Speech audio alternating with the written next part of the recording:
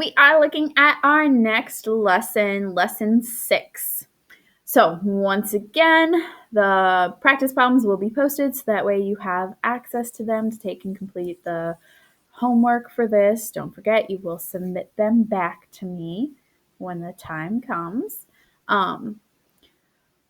Like I said, what we're looking at today is lesson 6. Within lesson 6, we're dealing a lot with triangles and the relationship with triangles, and so different properties and relationships that exist in there.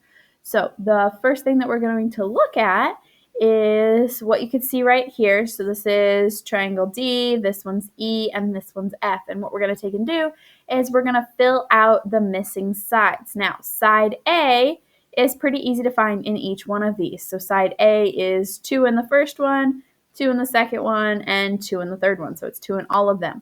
The other side, so in triangle D, it's not so easy. We don't know what it is.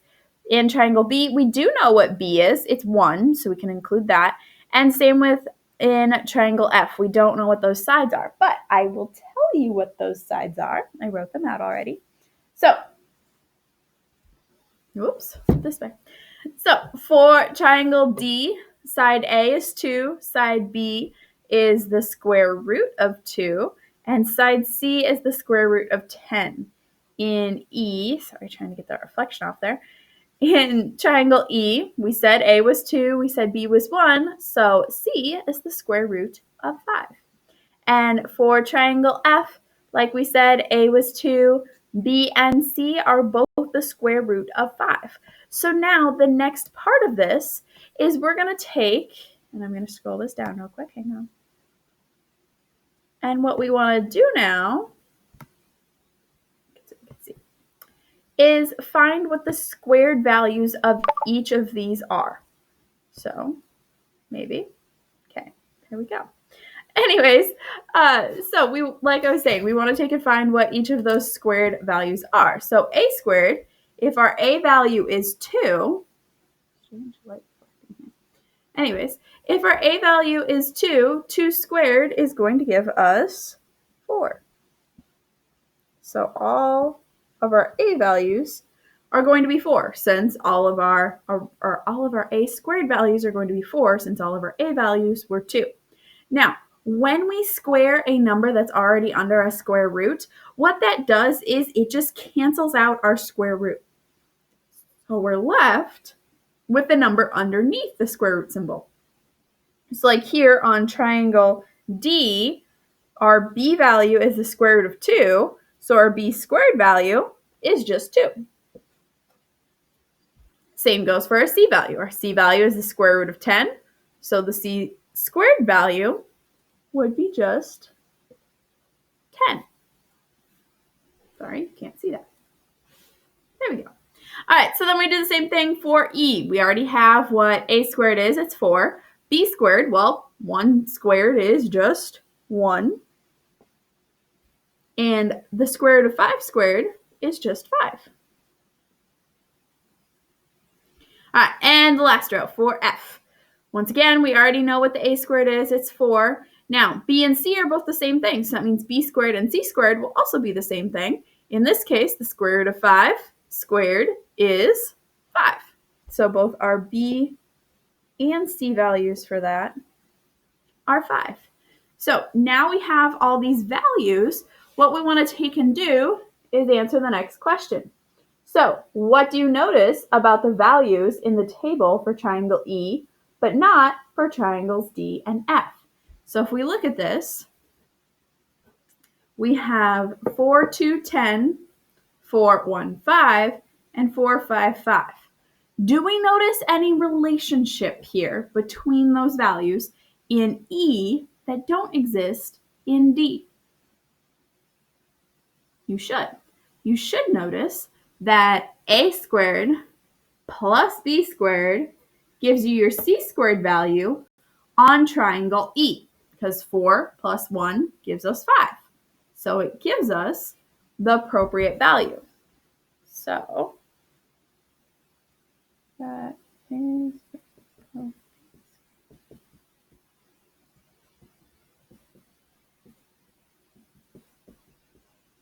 So what I wrote down there is just a squared plus b squared equals c squared, since 4 plus 1 equals 5, based on what we know with e. Okay, so we're going to take a look at another set of triangles. So those triangles are right here. Oops. So if we look at these triangles, we have P, Q, and R. So same idea. We're given the A, B, and C.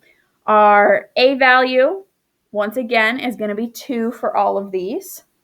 Our B value on the middle one is 3 because we can count it. But once again, we can't count the others. So we'll write those out. Oops. 1 second. So, like I said, our A values for triangle P, Q, and R are each 2. Our B value on the Q is 3. Our B value on the P is the square root of 5. C value is the square root of 13. For R, both B and C, once again, are going to be the same, and they're both going to be the square root of 10. And our C value on Q, sorry, I forgot that, is the square root of 13. Now, once again, we're going to do the A squared, B squared, and C squared of each of these values. So, all of our 2's are all of our A's. If we square them, we're going to get 4, just like we did before. So all of these will be 4's. Now, for the B squareds, once again, if we square a square root, it's just going to give us the number that's underneath. So 5, the square root of 5 squared is just 5. The square root of 3, or sorry, not the square root, the square of 3 is 9. And the square root of 10 squared is 10. Now, what that looks like, taking the square root of 10 and squaring it, that's what that looks like when we actually take and do it. So the squared and the square root just cancel each other out, and that's how we're left with just that 10. So, and then the last row, square root of 13 squared is 13. Once again, a 13, and this one is still a 10 since they're the same. Oops, sorry, you can't see that. There we go.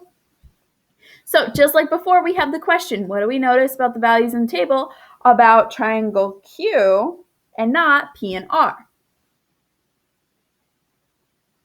Once again, I'm hoping you notice that 4 plus 9 equals 13.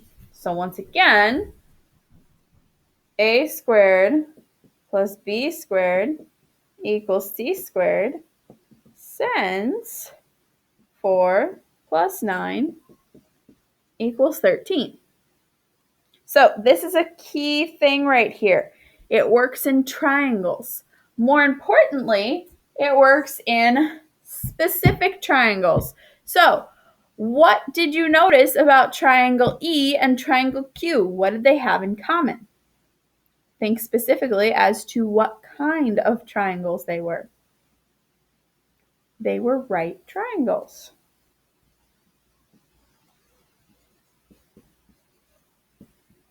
So that A squared plus B squared equals C squared only works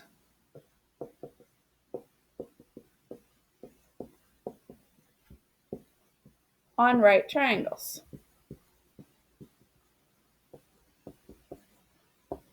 It won't work for any other triangles that we have. Okay? So that is one of our rules when it comes to triangles, being able to solve missing pieces of those triangles. We can use this formula, A squared plus B squared equals C squared. It's what's known as the Pythagorean theorem. It's okay if you don't know the Pythagorean theorem, but it is a very handy-dandy theorem that we use a lot, an equation. So knowing that A squared plus B squared equals C squared, so knowing the two legs of a right triangle, if you square those values and add them together, they're going to equal the square of your third side, or the hypotenuse. So like I said, this only works on right triangles though. If you don't have a right triangle, you can't use this to find the missing sides in a triangle. And triangle, once again, is our key word for this. Triangle is our key word for today. So remember to submit that to me for credit at some point today. All right, so last but not least, we have one last little bit to look at. So let me just scroll down here. So like I said, Pythagorean theorem is what we're looking at. And we've got a few triangles we're going to take a look at. The first one being this P here. Sorry, let me move that again so you can see it. So if we're looking at triangle P here, we have that A is the square root of 8. We need to figure out what B and C are. Now, when we have the Pythagorean theorem, we can only solve for one missing side. In this case, we have two missing sides. So what do we notice about this? Well, the side C is right on the grid lines. So that means we can count it. So we don't even have to worry about trying to do the Pythagorean theorem to solve for it. So if we look, C is 1, 2, 3, 4. C is 4 units long. Now, something you might notice about this triangle is for our square root of 8 side, it's going diagonally through 2 squares. The same is true for the B side. So you might recognize that this is an isosceles triangle. You would be correct, which means if A is the square root of 8, B also has to be the square root of 8 because the legs of a right isosceles triangle will always be the exact same value. Only if it's isosceles, that's not always going to be the case. They won't all be isosceles right triangles, okay? All right, our next triangle we're going to look at is Q. So with triangle Q, we have two of our sides and we're missing the third side. So we can use the Pythagorean theorem to take and solve for this. So we're going to take a squared plus b squared equals c squared. We've got the square root of 10 squared plus the square root of 40 squared equals c squared. Just like before, if we take the square root of something squared, it just cancels that out and we're left with what's underneath. So we've got 10 plus 40 equals c squared.